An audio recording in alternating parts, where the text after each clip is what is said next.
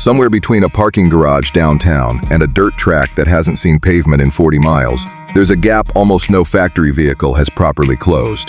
Toyota may be the one closing it, with a mid-sized truck carrying a camper module small enough to fit in the same spot a standard pickup already fits, and self-contained enough to disappear into open terrain for a week at a time. People close to the platform describe it simply as a compact 4x4 camper build sitting on the Hilux chassis. And if even half of what's circulating turns out to be accurate, this is the closest anything wearing a Toyota badge has come to real freedom. The kind that doesn't force a choice between a parking spot and a summit. What's actually bolted onto that frame, though, is still being pieced together one detail at a time. Stay with this one. The bathroom reveal alone is going to make you rethink what compact is allowed to mean. Start with the shell, because that's the part people notice first. The body rides on a double cab 4x4 layout, finished in a deep matte gray that swallows light rather than throwing it back. No chrome trim, nothing that catches a spotlight at a campsite at 2 in the morning.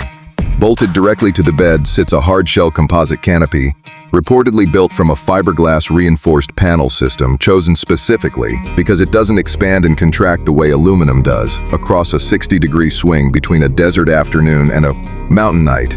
That detail matters more than it sounds. A canopy that flexes with heat eventually leaks, and leaks are how a camper build quietly fails 2 years in, long after the reviews are written. Up front, a raised air intake sits just behind the cab, pulling from shoulder height instead of bumper height, which means the engine keeps breathing clean air even while the front tires are underwater. A winch-ready bumper carries recovery points still being finalized, with a light bar recessed into the housing itself rather than bolted on top of it. Purposeful design, not styling added for its own sake. Along the sides, rock sliders run the full length of the cab, welded according to early build photos rather than bolted, an honest sign this was engineered for repeated abuse rather than a single dealership photo shoot. The tires are still unconfirmed in exact size but expected in the 33-inch range, mounted on beadlock-style wheels that keep the beads seated even at the low pressure sand and loose rock require. A low-profile roof rack runs the length of the canopy, rated to carry a rooftop cargo box or a pair of stash traction boards, and a fold-out awning is mounted along the passenger side, extending roughly 8 feet to shade the wet bath door and the kitchenette below it, without needing a separate pole kit. Around back, there's a smaller, more honest detail. The canopy's rear overhang sits a few inches past the tailgate's natural swing radius, meaning the tailgate and the canopy door need a specific opening sequence. The kind of small friction that separates a build that's actually been driven from one that's only ever been rendered. But everything described so far is still just the shell around it. What's actually built into the space behind that tailgate is the part that's making off-road forums argue with each other.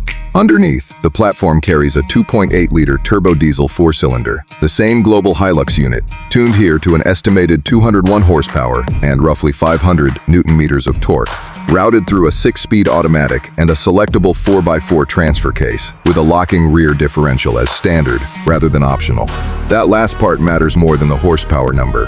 On wet granite or loose scree, grip doesn't depend on electronic wizardry guessing which wheel needs power. It depends on both rear wheels simply turning at the same speed no matter what. 2 numbers stand out above the rest. The first is a wading depth estimated at just under 31 inches, deep enough to cross a flooded forest track without the engine ever hesitating. The second is a payload rating that, once the camper module, water and gear are all accounted for, reportedly sits right at the edge of what the chassis was originally rated to carry. A stated tow rating in the range of 6,800 pounds rounds things out. Modest next to the platform's own unloaded figure, precisely because so much of that capacity is already being spent carrying the camper module, riding over the bed. Remember that 31-inch figure. It's going to come back later, because it's the one number that actually decides whether this build survives contact with the terrain it's being built for. The honest trade-off is the ride. Loading roughly 900 additional pounds over the rear axle, the estimated weight of a fully equipped composite shell, does compress the rear suspension and stiffen things up compared to an empty bed, and it's a safe bet Toyota's own engineers are aware of it. Whether the eventual production suspension tune fully absorbs that difference is still an open question, and probably the single biggest one hanging over this entire build. Step inside, and the first assumption that breaks is the idea that a truck this size can't hold a real living space. Looking at this, it feels like someone measured a full studio apartment and folded it in half without cutting a single wall out of the plan. Up front, the cab keeps its factory dashboard, a digital instrument cluster, and a floating center touchscreen running Toyota's connected suite, complete with Apple CarPlay and Android Auto. Nothing about the front two seats hints at what's waiting 6 feet behind them. Behind the cab, the canopy opens into a single continuous space built around a fold-flat dining bench that converts, in about 4 motions, into a second sleeping platform. Overhead cabinetry finished in a light ash-toned laminate keeps the visual weight low, and combined with a panoramic skylight cut directly into the composite roof, it keeps the whole cabin from ever feeling like it's closing in, even with 2 adults standing at full height inside it. And here's where most builds this size simply run out of room. This one doesn't stop. Tucked into the rear corner, behind a sliding partition no wider than a shower door, sits a wet bath, a genuine one, not a curtain, and a bucket balanced on the floor. A fold-down sink, a compact marine-style toilet, and a handheld shower head share roughly 14 square feet, with a floor drain routed straight into a gray water tank mounted under the chassis. It's the one feature most people assume simply cannot exist inside a mid-sized truck. It does. Above the dining bench, a gas strut-assisted sleeping loft lifts on command, adding roughly 22 inches of headroom and revealing a full-size mattress platform with built-in reading lights and a USB-C charging strip running along the headboard rail.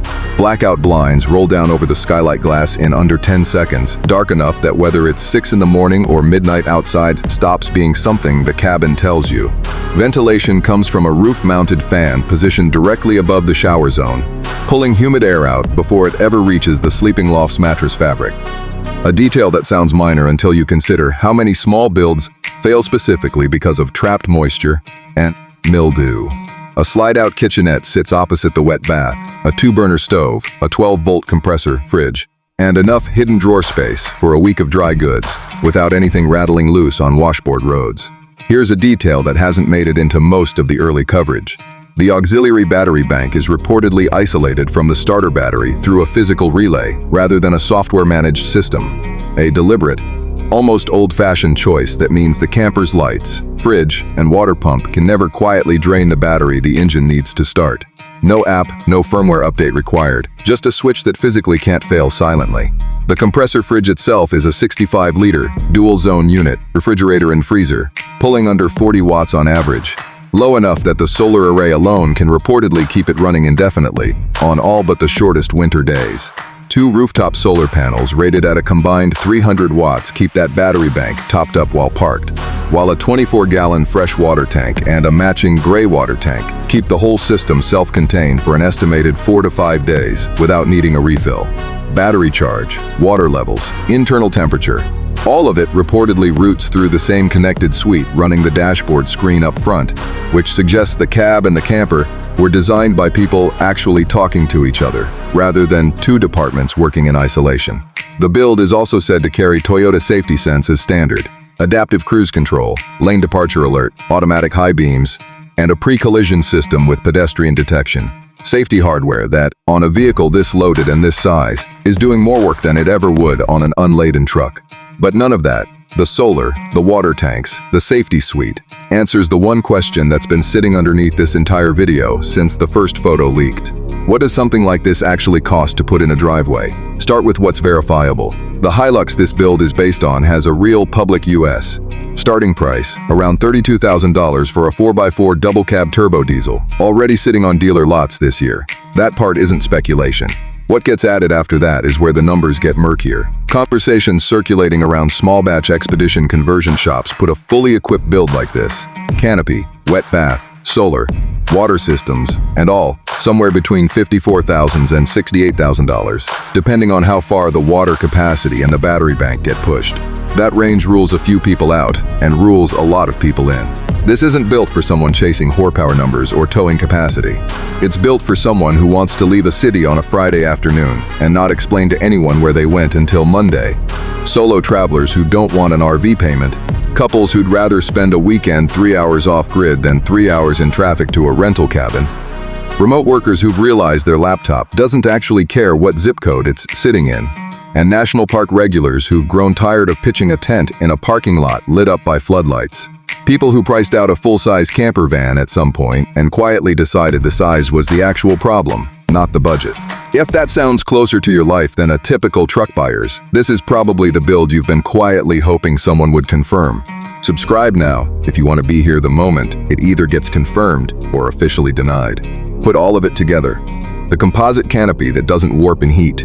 The wet bath hidden behind a door no wider than a closet. The sleeping loft that adds nearly 2 feet of headroom on command. The solar bank that keeps running with the engine off. And what's sitting in front of us isn't really a truck with an accessory bolted onto it anymore. It's closer to a self-contained structure that happens to have a drivetrain underneath it. Watching all of it come together in the same frame, it's hard to shake the sense that this stopped being a modification a while ago. It reads more like a case study in how much of a home can be folded into how little space without asking the owner to give up a single function most people assume requires 4 times the room to include.